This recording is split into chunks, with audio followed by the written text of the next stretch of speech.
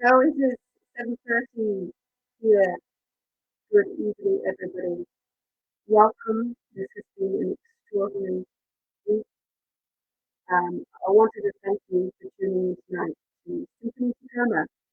We wanted to have this opportunity for you to get to know our team and our musicians better. I know you weren't expecting to see me tonight, but I am here because I would like to welcome one of our most esteemed members of this organization. And after the incredible response from last Saturday's broadcast, we decided we should line up more of these. And so I've been talking to some of our musicians and teams about joining us. It's a great honor to bring you Geoffrey Boers from his home. You know, many of you, Geoffrey is the director of Symphony Tacoma Voices. So for those of you who are getting to know Symphony Tacoma just tonight, we not only have an extraordinary orchestra, but a phenomenal choir, which is extremely diverse, extremely talented, and have done so many exciting and different projects with us. Everything from Tandon's Water Passion to a number of world premieres. In fact, as you may know, we were due to do a world premiere last Saturday, The Bleeding Pines by David Sirkin Ludwig. But we also have done other premieres such as Dan Ott's Fire Mountain. So tonight, joining us is Geoffrey Boers, live from his home with his wife, Amy Boers, who is one of the busiest and most active pianists and accompanists in the region. A phenomenal couple. They are wonderful people, and they have an extremely talented son, Jacob, who's studying film at UCLA, though not at this time. Everybody stay at home.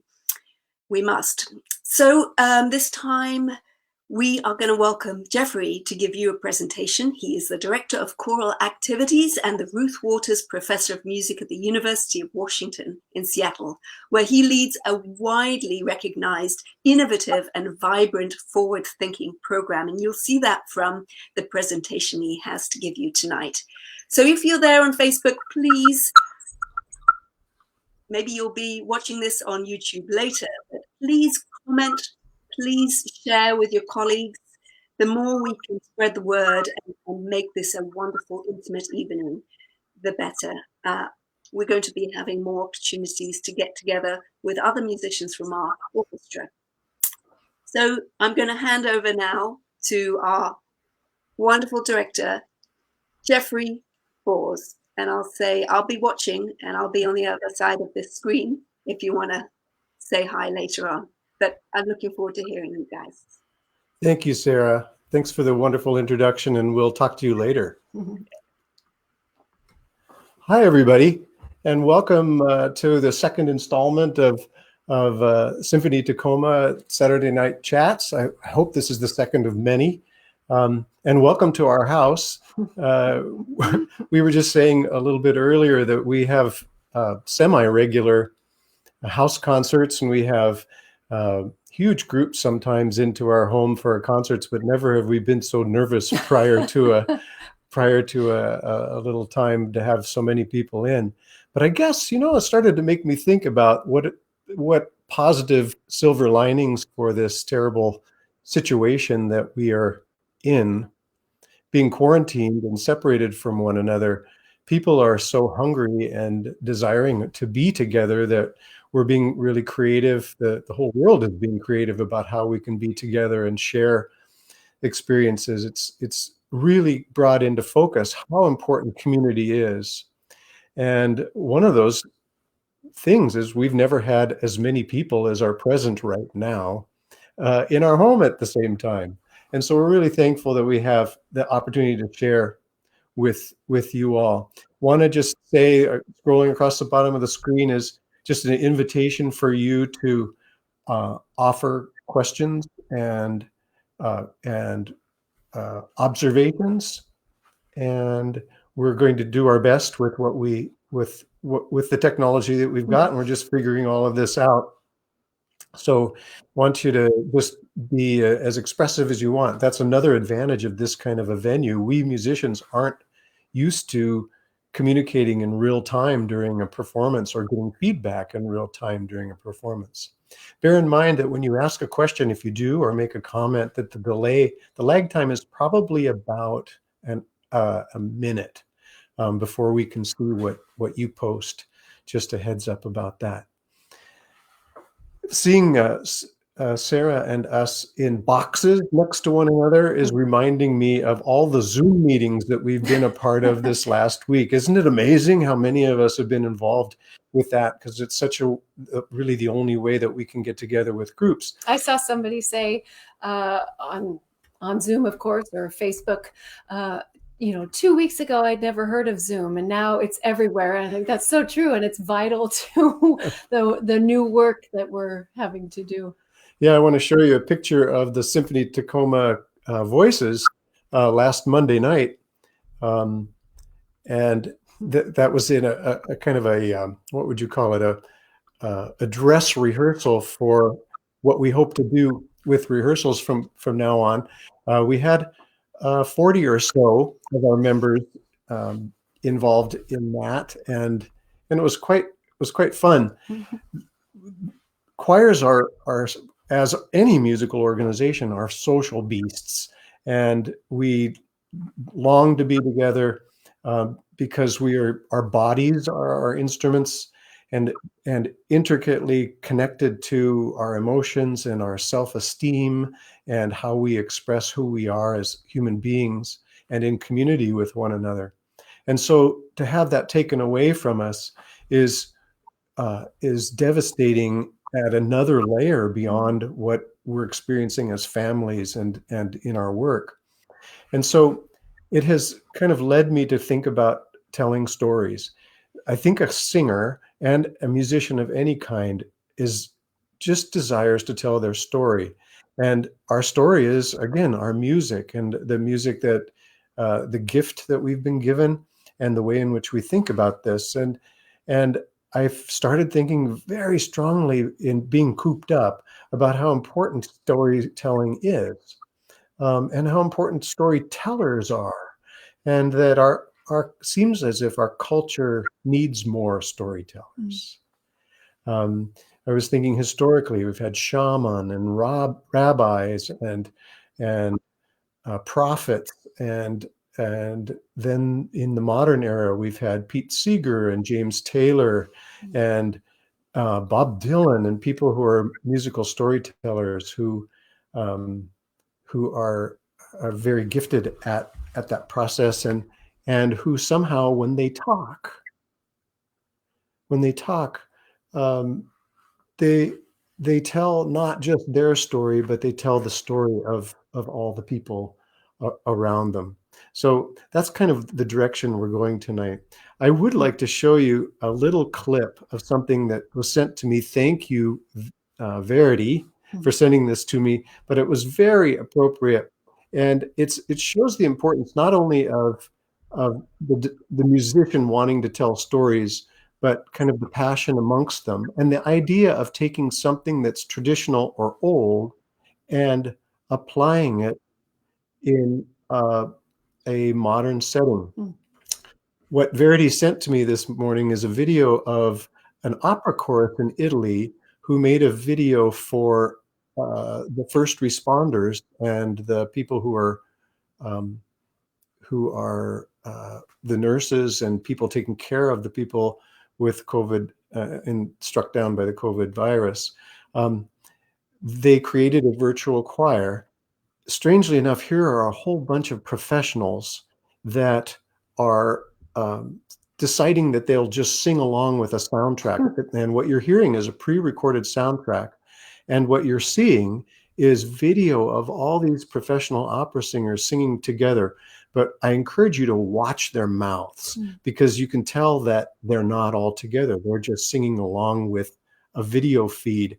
But watch their faces too, because they're telling a very, very important story. And I'll tell more about that when we come back. Just a really quick video. This is Va Pensiero by Giuseppe Verdi.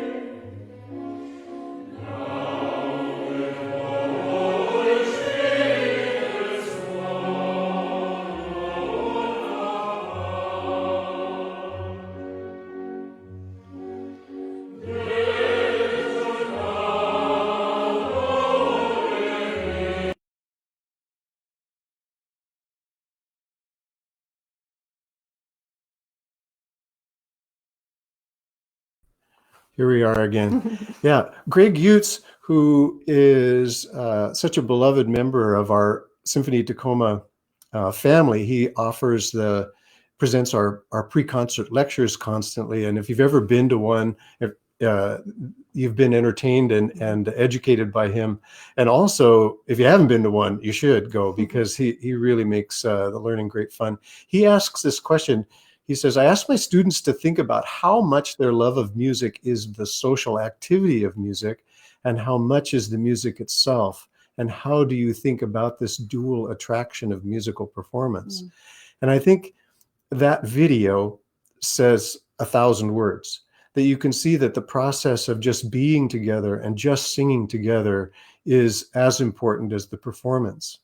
I can tell you this, there's an example of the New York Philharmonic a week ago, did a live stream of a concert, and it seemed as if as the players were playing in the midst of the performance, that they were so immersed in playing together, there was this extra sense of embodiment. They were like a blown up string quartet on steroids, and the way in which their bodies are moving and the way they were communicating across the orchestra. And then there was a sudden moment where the concert was over, and here is Lincoln Center, and nobody is there. But they stood up as if it's time for the applause. And you could see this kind of odd look in their eye, like they maybe realized, even though they knew they were performing for no one in the house, that maybe was the moment that they realized that they weren't, and that communal event was enough by itself. So here's a little surprise. We're going to have a virtual choir experience with you right now. Amy and I are going to sing a couple of verses, 3 verses of a piece called One Voice that made popular by the Wailin Jennies. I'm sure many of you know them. And on the last verse, and it's a beautiful text, it's about this is the sound of one voice, and then this is the sound of 2 voices, and then this is the sound of all of us together. And then when we're all together, it's the sound of one of us. And so what I'm going to ask you to do is something that might make you feel uncomfortable, but just remember, nobody's looking at you. and so do this with my choir at school every week, and we did this with symphony chorus, and believe me, they loved it. It was a risk, but we'll sing something to you like this. This is the sound of one voice. And then you sing back, this is the sound of one voice.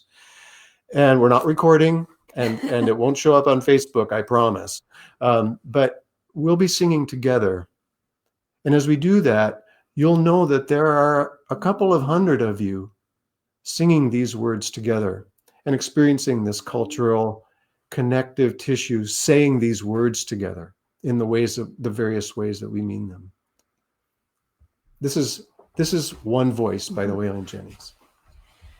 This is the sound of one voice, one spirit, one voice, the sound of one who makes a choice. This is the sound of one voice. This is the sound of one voice. This is the sound of voices too. The sound of me singing with you, helping each other to make it through. This is the sound of voices too. This is the sound of voices too. This is the sound of all of us, singing with love and the will to trust. Leave the rest behind, it'll turn to dust. This is the sound of all of us. This is the sound of all of us. Here we go. This is the sound of one voice. This is the sound of one voice. One people, one voice. One people, one voice. A song for every one of us. A song for every one of us. This is the sound of one voice. This is the sound of one voice. You did great. You did great. Tenors were a little flat as usual. That's great. So I thought it would be fun for us to just take a real quick trip through history, because I wanted to just give a little bit of background about how orchestras and musicians, composers, and performers have been storytellers for forever. And I would like to start kind of, and this is my unofficial history. Greg Utes, please forgive me for any inaccuracies that I'm saying, but it is just to say a point. We're going to start back when there was no such thing as classical music. And really think about that for a minute. There was no classical music for hundreds of years. There was just music. Imagine Franz Schubert showing up in your living room and said, "Hey, folks," or he'd say, "Hey, comrades, I have a new song for you. It's called Gretchen am Spinnrad, and it's about our friend down the street. You know, the woman who makes the woven beautiful things that are in all of our homes, Gretchen. And she was in love with someone that can't not love her back. And we all love her. So I wrote a song for her." And it kind of goes like this. Meine Ruhe ist hin, mein Herz ist schwer. Ich nehme.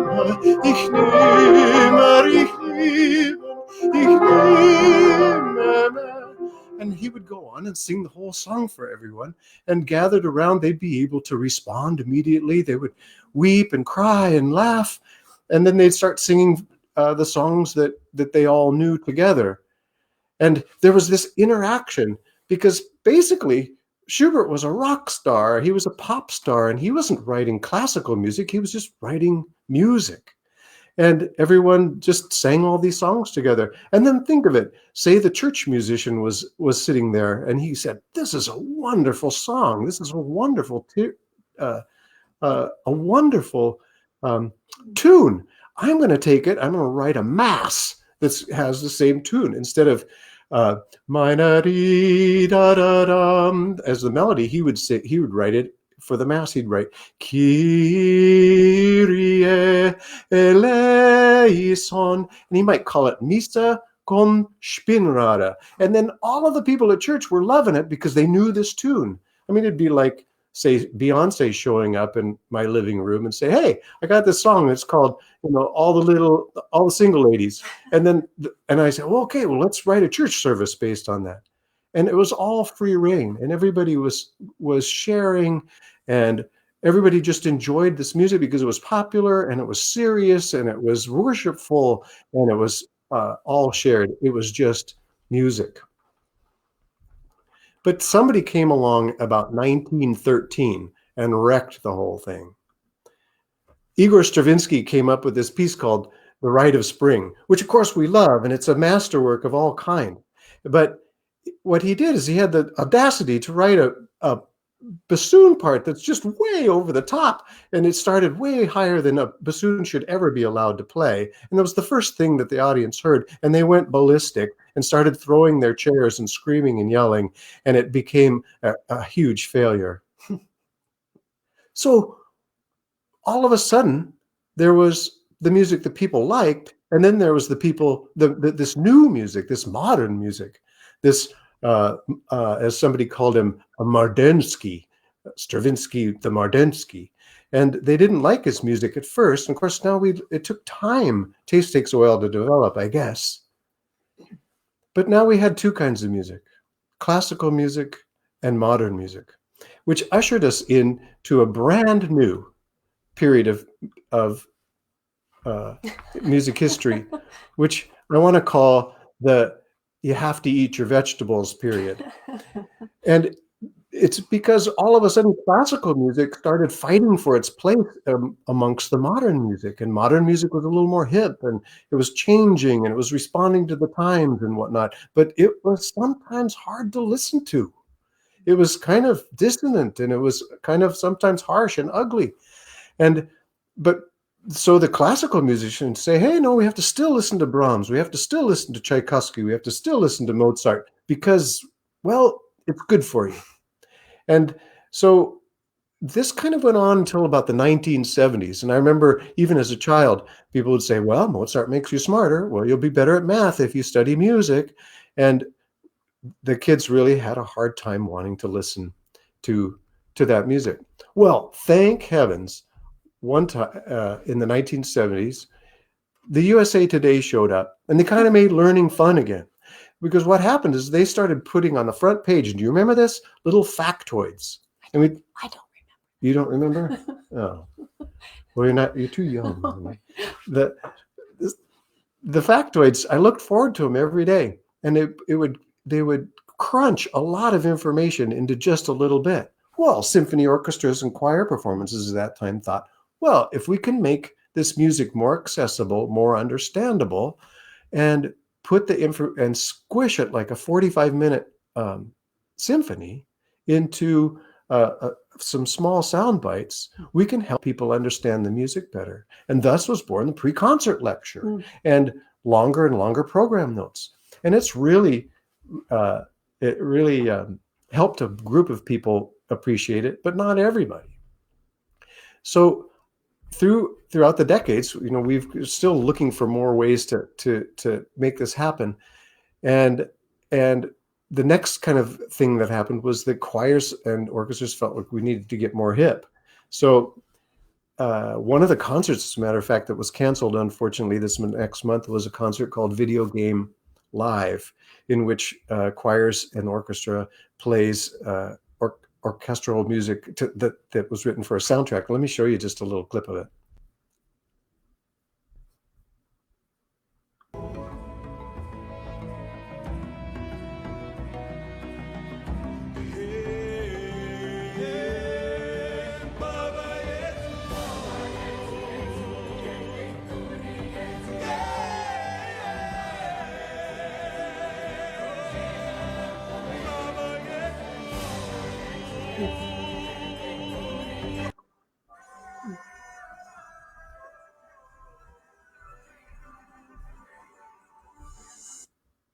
Yeah, so that is just a great example of how we've tried to attach to our audiences, and it's a very important part of what we do, but we're still not quite getting there. And the next step that is now just evolving right as we speak is the way in which an orchestra or a choir tries to tell not their story. We're not trying to tell the story of classical music anymore, or trying to help you just know more about it, or do it because it'll make you smarter. But we're doing it because we think it reflects the whole world's story. And we're starting to understand that we need to compose pop music again. And I don't mean pop music like hip hop or R&B or that kind of thing, but music that is popular. And what makes it popular is that it's music of the people. And that what makes it music of the people is that when it tells stories, tells the stories of what's going on. So Amy is going to sing a piece for you called Wailin. And it was written for a cabaret. It was written as a set of cabaret songs. Now think of that as the song that was originally as a club song. And if we were going to take the old factoid USA Today approach, we would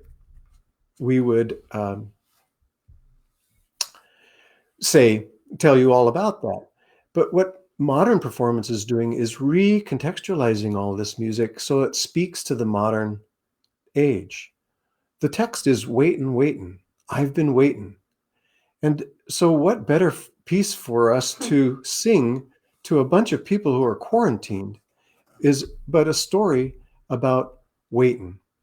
And I'm going to, instead of showing Amy singing this, so you'll be able to hear her in the background, but I'll show you some pictures that are about our story, not her story or William Bolcom's story.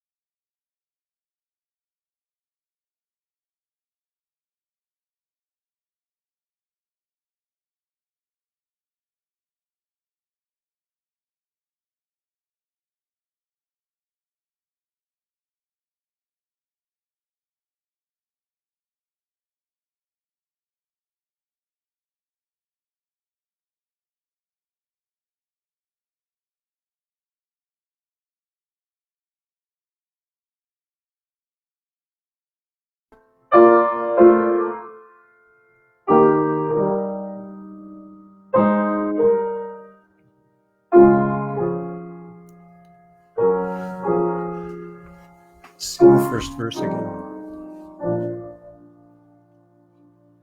Waiting, waiting, I've been waiting, waiting, waiting all my life.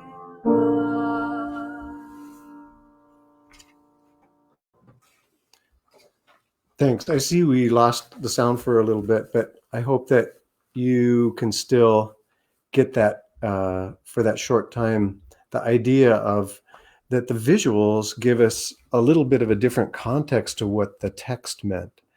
And we can do that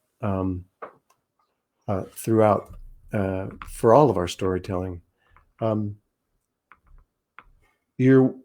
We're not seeing too many questions, so that's kind of a surprise, but it's kind of fun. I'm talking too much, so so I do want to keep talking about that. And we've got one more song to sing for you, that to kind of illuminate this idea of telling stories. The composer that Amy just sang about or of was William Bolcom, and he kind of gave birth to a whole generation of younger composers who are active now, who are writing music that is classical but popular. So we start to call it crossover music, but it's hard to define because it has elements of classical. It has this piece that I'm going to sing has elements of church music, but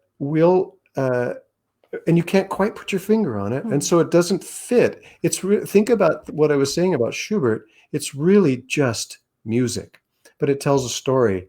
Gabriel Kahane, who is a young composer out of Los Angeles, after the day after the 2016 election, jumped on a train, and he didn't stop traveling until he had traveled about 8,000 miles.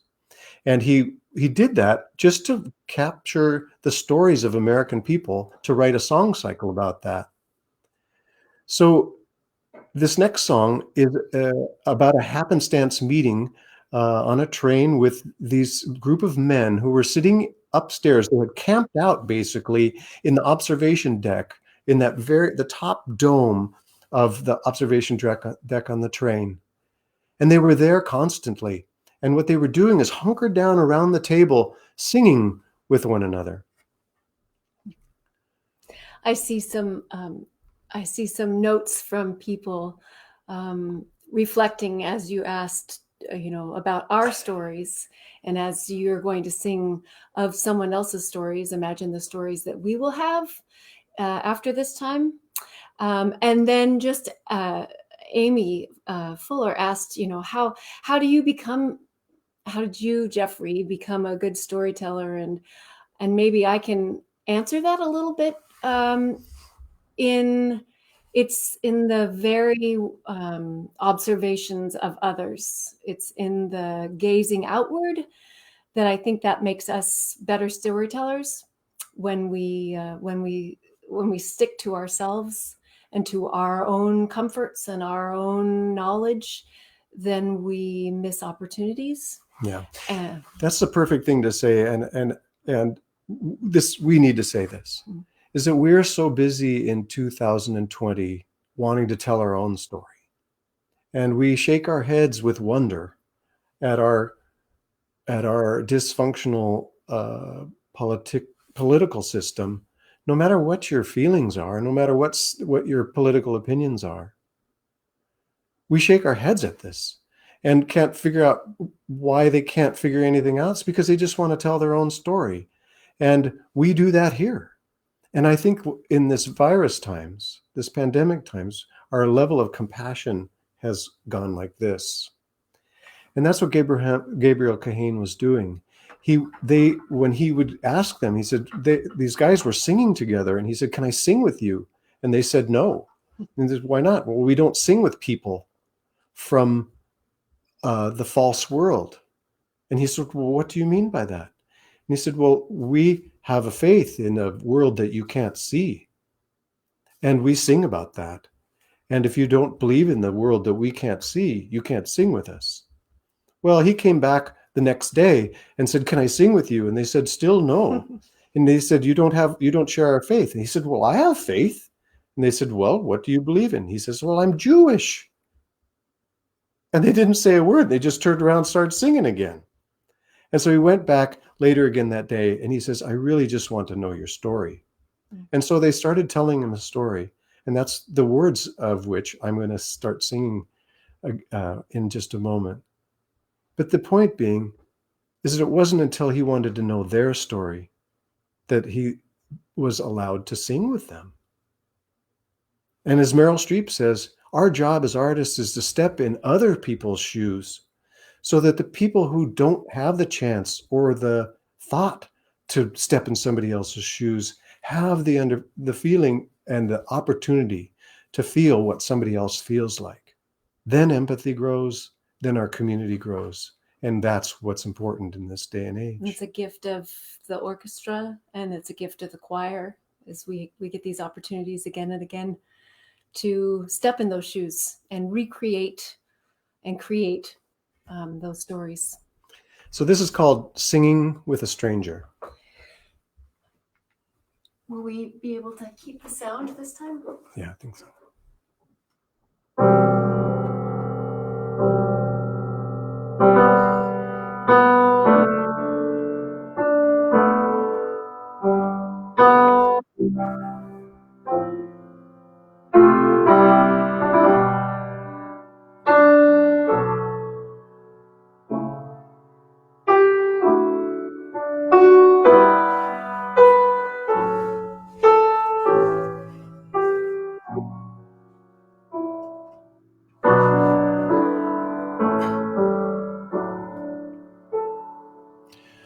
We just finished planting for the season,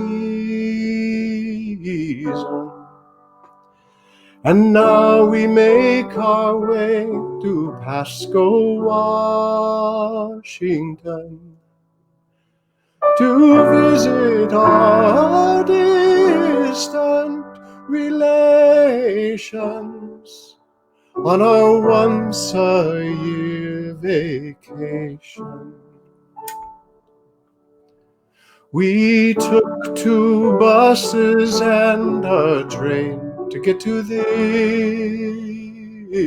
one. As long as we don't drive, that's all right within our creed. When people stare at us, we're taught to look away. But it's hard not to wonder what they see. Singing with a stranger, singing with a stranger, singing with a stranger from the false world. Singing with a stranger, singing with a stranger, singing with a stranger from the false world. Singing with a stranger, singing with a stranger, singing with a stranger from the false world.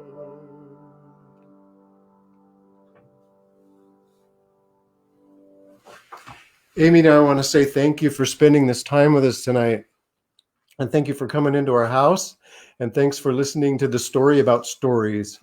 Maybe when you come to the symphony next, maybe when you come to a concert next, you might think about the concert a little differently.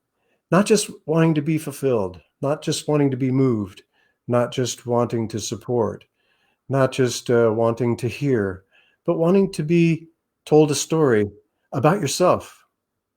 And what does this mean for you? And how does this connect in your own world? Because that's when we're really moved, not just for ourselves, but for others, and into action. We were going to post this, but I'll just say it out loud. If you're enjoying this Saturday night chat series, please let us know.